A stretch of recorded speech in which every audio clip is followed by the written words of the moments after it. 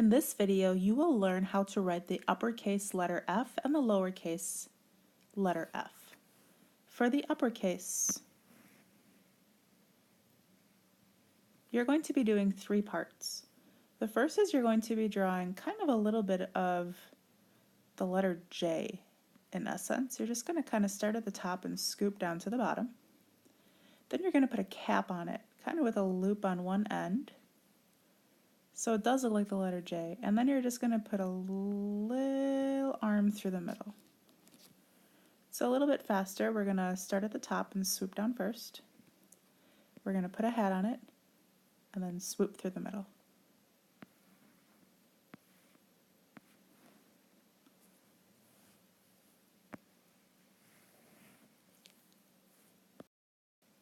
For the lowercase letter F, we're going to start at the bottom line and loop up to the top. So come back down. Actually go below the bottom line, back to the middle part, and then loop up towards the middle line. A little bit faster, we're going to start at the bottom left, bring it up to the top, loop through, go down below, come back up toward the middle.